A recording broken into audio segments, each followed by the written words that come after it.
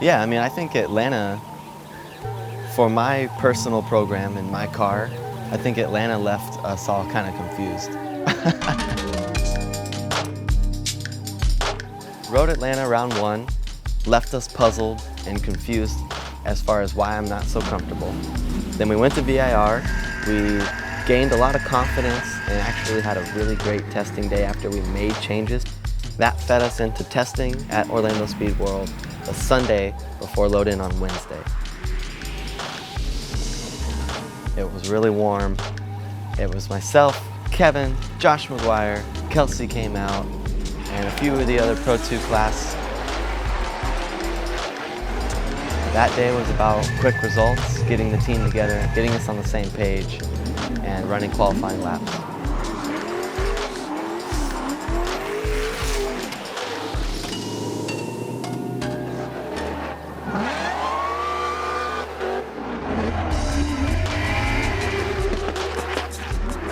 Driving with commitment on throttle, I know is what the judges are looking for, so I've been trying to practice that. We had a quick little pack of driving where we were in the car, take the week off in the car, take the week off in the car. I felt a lot more comfortable about my driving.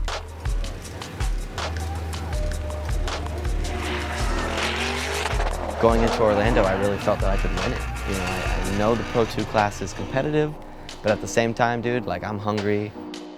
I want to win these events. Going into Orlando, I really felt that I could.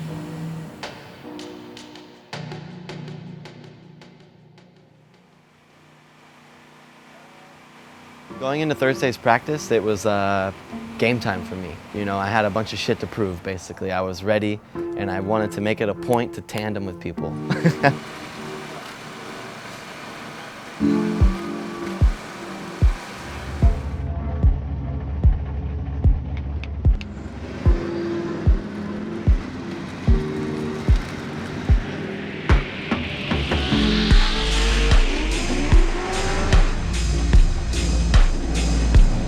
Because I figured, you know I can lead. I know I have my qualifying line down, and the only thing I was really wanting to confirm was just all of the small things you run into when you tandem with guys that you're not 100% about, you know. It's a different game following people, so going into Thursday's practice, I just wanted to get some of that out of the way. We get 2 one-hour practice sessions. The day really goes by fast.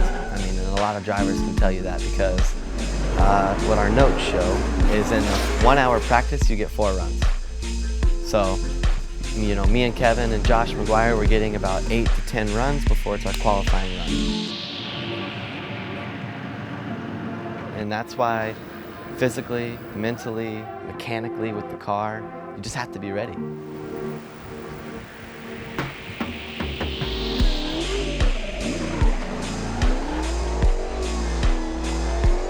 Going into qualifying for me was really cool because it was the first time that I could go redeem myself from Road Atlanta. I'm not gonna lie, I had a little bit of a, you know, I have to do this or else moment, you know what I mean? I literally needed to lay a good qualifying score down for not only myself, but for the team and all their hard work.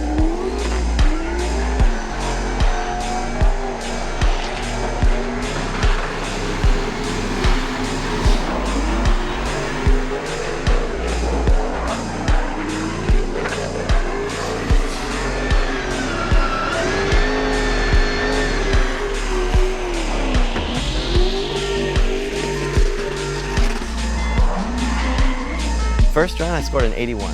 I knew that was going to get me in the show, so I felt that I put myself and the team in a good position. I know I wasn't like a #1 qualifier, but I was confident that, you know, we did it. We made it in the show. I mean, it's always nice to lay a first qualifying run down that guarantees you to be in the show, and then that way your second qualifying run, you can attempt to gain the points that you lost in your first qualifying run.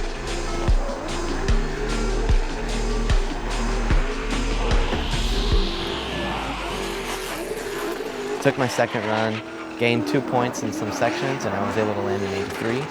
So that dropped me in a 4th place qualifying position heading into top 16.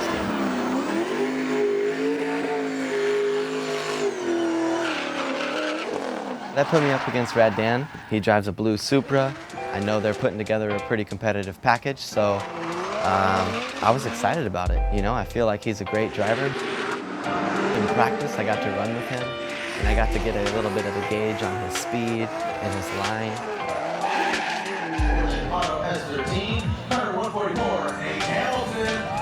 I was the 3rd battle in the bracket, which is kind of cool. You know, it was like we practiced and there was 2 battles and then me and Rad Dan. And you know, it's kind of one of those things like once you get through the 16, the 8, the 4, the top, it goes quick. So I was ready to knock the 16 out and start focusing on how to get on the box.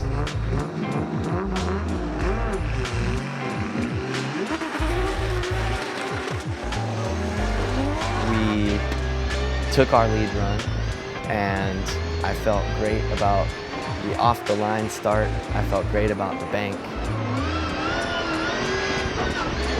Came off the bank, made it through the center section, started noticing that I had a little bit of less grip in the rear than I did in the previous runs. Finished my run, and that's when pretty much my spotter came over the radio and asked me about my rear tires. And at that point, I pretty much, you know, just did a little 1-2 take. I did debeat the tire. And I did realize that my rear driver tire had debeated. When you're leading and you debeat a tire and you have to go chase, you're done. That's it. That's the rule book. Like, you can't air the tire back up, you can't change the tire, and they won't let you drive on it because it's not safe. There's no option. In the lead run, when you debeat a tire, you cannot chase and you cannot fix it. That's it.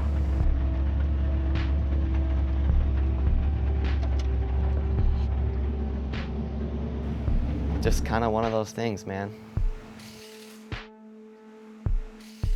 Some of this shit you just have to earn, and you just have to work your way through the hard times to get the good times. So yeah, it's a bummer that we had a mechanical failure and we couldn't move on, but that's life. And as far as the program's momentum as a whole, like, it's moving forward, man.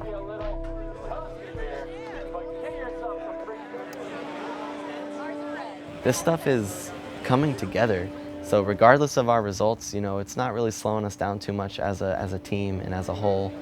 And with the fans, you know, then we moved right on to Saturday and we put our smiles on and we had fun. You know, we hung out at the Enjuku booth. We signed a lot of autographs, and I know the dudes gave out a bunch of stuff. And you know, it's still cool to see the community come together and smile over drifting and have a good time. So moving forward, man, it's all good.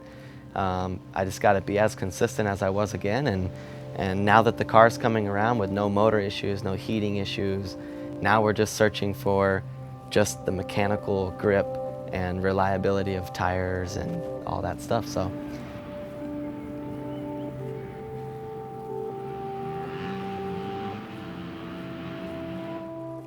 looking forward, we're back home. Cars are back on the lift again. Bub's doing his thing, jamming on the cars, making even more progressive changes, you know. That's the cool part, is these guys are always searching for the next thing and how to put us on the box and give us the best package that me and Kevin can drive.